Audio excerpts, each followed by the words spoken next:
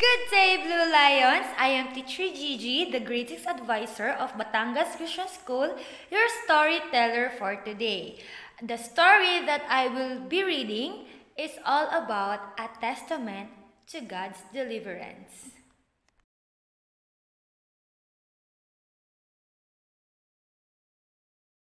When Israel was under the reign of Nebuchadnezzar, he called into his service young noblemen to be trained in the house of the king for 3 years.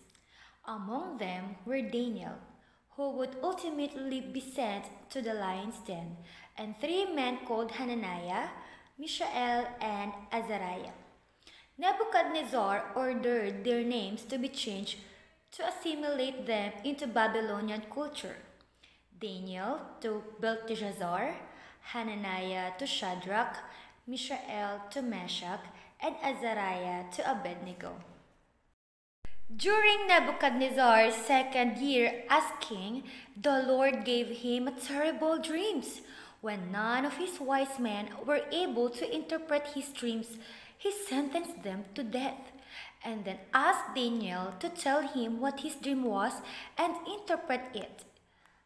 Daniel asked Shadrach, Meshach, and Abednego to pray that God would reveal it to him, and he did. The king was astounded at Daniel's wisdom. He advanced Daniel to a high post, gave him many generous presents, made him ruler of the whole province of Babylon and chief prefect over all the wise men of Babylon. At Daniel's request, the king made Meshach, Shadrach, and Abednego administrators of the province of Babylon, while Daniel himself remained at the king's court. However, there were greater trials awaiting them. King Nebuchadnezzar had an enormous gold statue built, which he ordered everyone in the kingdom to worship. Shadrach, Meshach, and Abednego refused to follow the decree. However, and the Chaldeans brought this to the king's attention. Nebuchadnezzar was infuriated and immediately had the 3 men brought before him. King Nebuchadnezzar questioned them, "Is it true, Shadrach, Meshach, and Abednego, that you will not serve my God or worship the golden statue that I set up?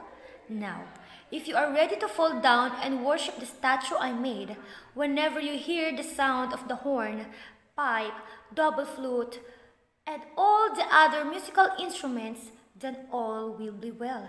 If not, you shall be instantly cast into the white-hot furnace. And who is the God who can deliver you out of my hands?"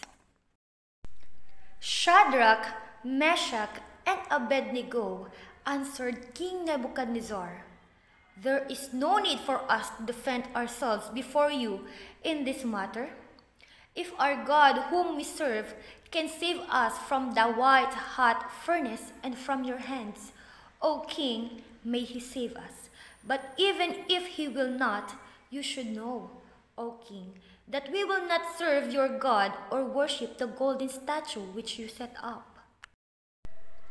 Utterly incensed, Nebuchadnezzar ordered them to be sent into the furnace straight away, instructing his servants to heat it to 7 times its usual temperature.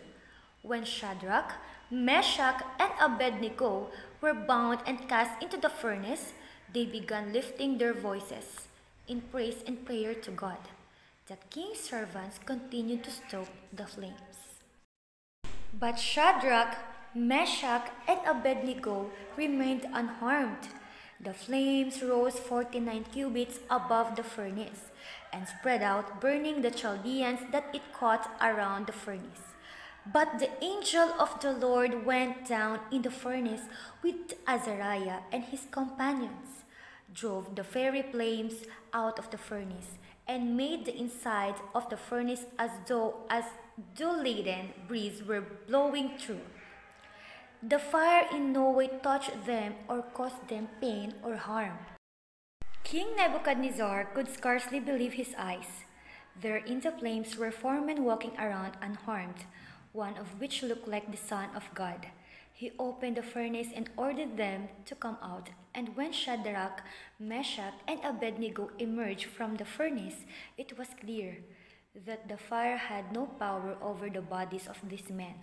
Not a hair of their heads had been singed, nor were their garments altered. There was not even a smell of fire about them. Amazed at God's deliverance, Nebuchadnezzar called the Lord blessed and promoted Shadrach, Meshach, and Abednego. King Nebuchadnezzar declared that all in the nation should worship the Lord, for there is no other God who can rescue like this. These three young men demonstrated complete confidence in the sovereignty of God and were unafraid to stand up to the most powerful ruler in the land. They were willing to accept whatever price they might have to pay for defying the king's edicts, acknowledging that God may or may not choose to save them. Regardless of the outcome, they were committed to their faith, even when faced with a painful death. Because of their faith, God delivered them from the evil, and in doing so, brought the mighty king of the Babylon to recognize his Lord over heaven and earth. The end.